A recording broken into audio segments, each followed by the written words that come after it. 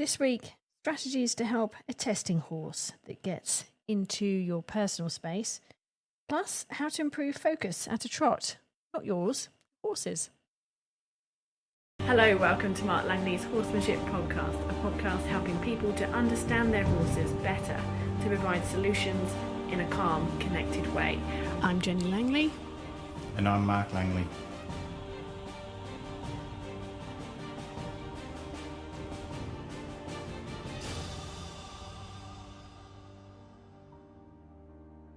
Mark, Sherry has been watching one of the videos that's on the online membership, and it's a video that's called What to Do with a Testing Horse. Now, in this video, there's a couple of horses and there's an owner who's standing in the arena with nothing on the horses. The horse is just moving around her. And what happens is, I think you're giving her a lesson at the time, but the horses come in, they sniff on her, they walk away. But the second horse is a big bay gelding. He comes in and he starts off just by nibbling her jacket a little bit, and you can see that he's testing her. And then he starts to move on to nipping her, firstly at her ankles, and then he moves up to nipping her at the arms. And you can hear that you're sort of saying to the owner, don't move at this point, keep your ground. But what's interesting is that you sort of think that the bay horse should get bored and move off. He doesn't do that. He actually stays right in her personal space. So his head, like if he was to lift his head up, you could see it would be hanging over her shoulder. He's just way, way, way too close for way too long.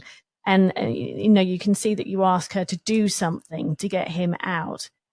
But Sherry's been watching this and she says, my horse is exactly like that horse. He ignores my stomping and clapping. Please, can you point me in some direction for some strategies that will help? So there's obviously quite a lot of videos that we've got on how you can get a horse out of your personal space online, and we do cover that in quite a lot of depth. We've got a whole section on creating personal space, which also creates leadership. But can you just talk us through what people can do, what should be going on in their head, and what strategies can they use, or perhaps what they shouldn't use, so they can make it really clear that they don't want this horse to come in on them and nip them and anything that they're just not comfortable with. Can you just talk us through what the good things are, but also perhaps what negative things that they should be avoiding doing as well? Firstly, I'd just like to try to talk to everyone about the context of me getting a person to stand very still and sort of put up with that, the horse kind of slowly kind of nibbling away at us and kind of, just not doing anything about it. Now, there's a lot of people, and I'm guessing the context of the video firstly would be to be a good horse person, you have to be very resilient, and to be strong and grounded, you have to be very resilient. A lot of people are very twitchy around horses, and they kind of micromanage because they're making decisions all the time too early and kind of managing everything. And I sometimes get people, there's two reasons I get people to stand there, and this has got to, what we've got to think about is the first reason is how much can you put up with before you crack? Now, obviously, I don't like putting people in dangerous situations that, I just sit on a chair with a kicking horse that's, in the wrong position and all that. But there are times that I see people that have been eroded a little bit and their strength has been eroded by that horse constantly, maybe taking some space and, being a bit narky, nibbly, whatever. And I say, just ground yourself and stand still. How much can you put up with? And realize that don't make a decision early, make a clear decision. So some of these lessons are for the people to kind of realize that they can actually withstand more than they actually realize before they sort of, twitch or do something. So when they do something, it's something thoughtful, not something reactive. Now, often cases when you're doing that lesson with the person, the horse actually starts to realize, this is not causing anything, the person's not doing anything, I'm bored of this, and they sometimes let go of it, and then they just stand quietly and they pick up on your groundedness. So some horses that are niggly will pick up on your groundedness, stop niggling and just stand quietly, but whatever they were getting a reaction and a response from us, they stay niggly, especially those kind of kind of playful, annoying ones that seem to kind of keep wanting to sort of poke. And a lot of times if someone doesn't do something, the horse will let go of that idea and stop doing it. It doesn't mean that they're all going to do that. Some horses just start to push a little further and push a little further. And their communication to you could be a way of communicating, or it could be just an anxiety response where they like a displacement behavior. It could be anything. But if you're feeling that the horse stays there and you're as grounded as you can, you're not reacting, you're not, at the earliest signs of things, then you have to do something to say, I'm not happy with that. Can you let go of that? Okay. And that's where creating awareness. So some people might bang their leg and jump up and down, but it doesn't do anything. The horse just goes, oh, I've seen that 100 times. And that's where you've got to look into going, how can I create awareness with my horse? So sometimes, for a horse that's been dulled and overhandled and, because you got to think of horses that we poke and prod and pat and scratch and rug and bridle and saddle, and we do that to them all the time, that they're so sort of handled that there's nothing that really bothers them or makes them go, so we're looking to create caution in our horses sometimes. So we actually have to do something to make them go, oh, I didn't expect that. So that's where sometimes I'll carry a bag on a stick or something, and I'll do something really big with it once. So they go, oh, I really noticed that. And then suddenly their awareness goes up and they suddenly notice everything and all the little things. So sometimes you just got to get big enough to make that change, create the awareness in your horse, and then go back to being grounded. And it just means, because being a tree, sometimes if you've practiced being a tree and the horse is still pushing into you, then you need to be a tree that creates awareness, that the horse is aware of you. And then they'll understand your personal space. And really, when it comes to sort of behavior where horses are niggling us all the time, we have to show them that there's things that we sometimes don't like, and there's times for things. Like there's times for mutual grooming, but you can't be just standing there and the horse is all the time poking to sort of, have a conversation and kind of fiddle all the time. So there's times that you just want your horse to stand present, and just be calm. So when a horse goes, I'm communicating with you, you say, well, actually, I'm fixing the fence at the moment. You can't communicate with me. Can you just stand present while I fix the fence? So then you say, let go of that thought. And I think sometimes when we've had a shutdown horse, it's easy to get them to communicate. When they start to come out, we want them to communicate with us, so we allow all these things to happen. But then by allowing that without certain boundaries, then they start to sort of, it's just like a blurry conversation. They're just blur, blur, blur, blur, blur all the time. But then we say, no, I'm standing quietly. You stand quietly. You don't need to constantly keep talking to me all the time. So it's just about teaching them how to understand our body language. And when we're neutral, they can be neutral. When we're communicating and together, well, we can communicate together. But they have to understand that neutral presence in us. And it doesn't mean, it means that they can be quiet when we're quiet. All right, so a horse that comes in on their space, what do you do? So with personal space, the biggest thing is it's personal space, and it's just something that we have to be clear with. So I think the biggest thing in personal space is there's one thing is a horse often moves our feet, and the people don't notice that. Like a horse might move and we move a little bit to cater for that. And then the horse realizes that, every time I move, the person gives me space. And that makes the horses start to get sort of pushy and take our space because they've always been given that space. So the first thing is that groundedness and say, I'm not going to move. You can't shift my feet. Okay, so that's the first thing. The second thing in personal space is what's the distance that you want. Some people are like, they're very unclear, and then the horse gets in their space and annoys them, and then they go, get out of my space. But they could have said at a meter, that's my boundary. So basically you're best off saying to a horse, whatever you choose to be your boundary when you're just doing other things or walking around your horse and whatever, you choose that distance and you set that distance. You don't wait till they're on top of you, then push them out. So as soon as the horse touches the boundary that you've set, which you remember, so you have to have a good tape measure in your mind, you do something to say, that's my boundary. And if the horse is not aware, say an aware horse, you might just bang your leg or say, put your hands up and clap or something, and they might go, oh, that's the boundary, right? Got it.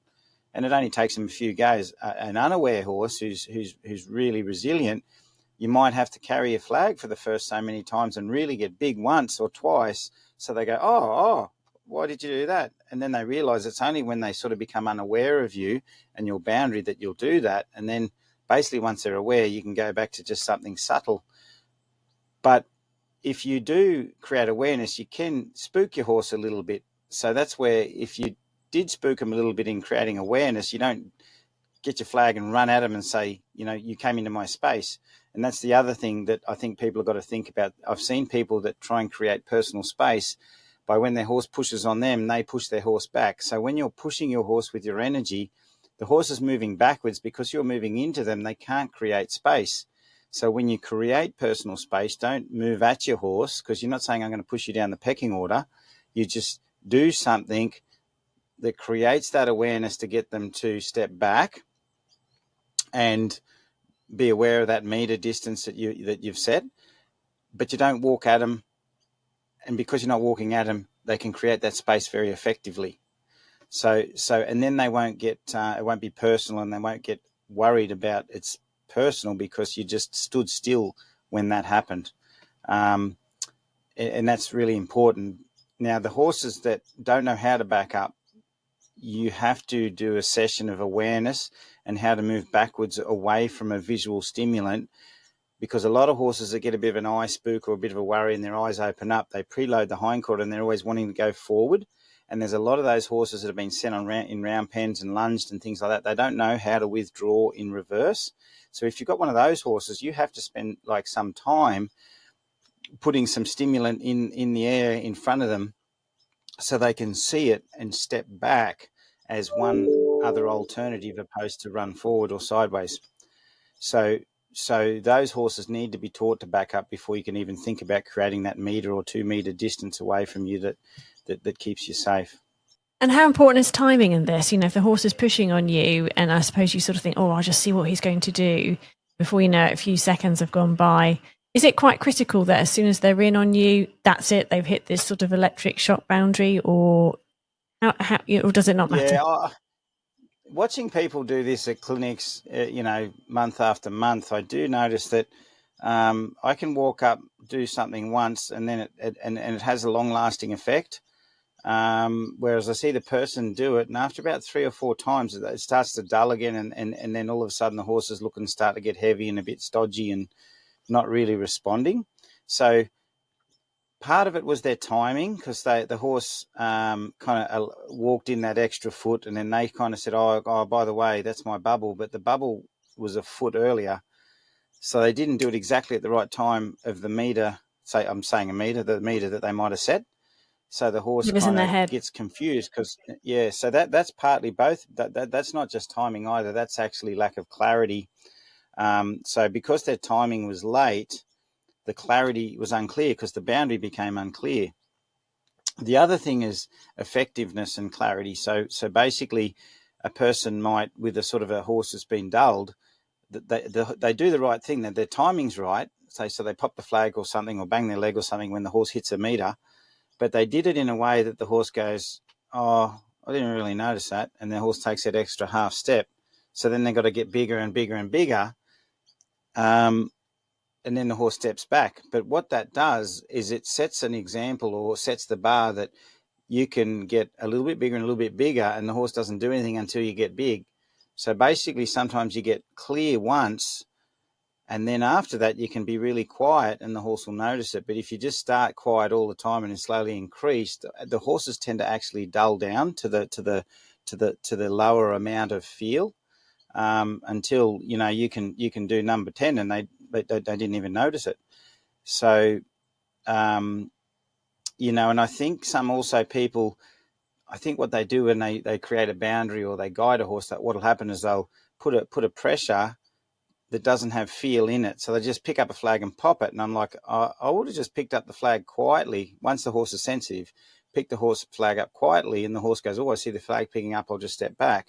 Whereas they'll shake it like that, like a bag, and then all of a sudden the horses go, oh, that's a shaking bag. And then all of a sudden they're resilient to the flag shaking. So, yeah, there's a whole bunch of things in there, but once you get it and understand it, it becomes very easy to apply. It's just one, being observant and having a good sensory awareness. Like you still want to be doing what you're doing with your primary focus. You've just got to heighten your secondary focus to what your horse is up to. You do have to be careful that you're not primary focus on your horse all the time, because then you lose your leadership, which means your horse is going to be like, I don't know where they're going or what they're doing because they're just staring at me all the time. So then they don't trust you as much because you're not looking like you're in control of yourself. So you just got to heighten that awareness of where your horse is, where its thoughts are. So sometimes a horse will step back, but their thoughts are still over the top of the person. So of course they're going to push back in again. So that horse you might have to do a backing lesson where you step back once, try again, step back again, until the horse's thoughts come back into a back up, and then they stop and their thoughts are just standing still, not pushing forward. And that's I guess the other big thing is they have to think backwards before they'll center and stand quietly. Sticking with strategies, Carla from Germany has been watching some of your videos on maintaining a horse's attention at the walk while lunging, and she's been able to apply those techniques successfully. However, she's having problems getting her horse to remain focused at the trot, especially when his emotions start to rise. She's finding that her young horse tends to tune out and just go around without really focusing. She's wondering what strategies you could recommend to improve his focus and responsiveness at the trot. Okay, yep. There's a lot of there's a lot of people that you see horses, they're lunging on a circle all the time, and you may notice that a lot of those horses, they might be carrying an even rhythm, but they're looking to the outside all the time. And getting them to soften, relax, and travel forward softly on a lunge without panicking. With all young horses, even older horses have learnt to rush and get a bit explosive on the lunge line, though they may be soft at the walk.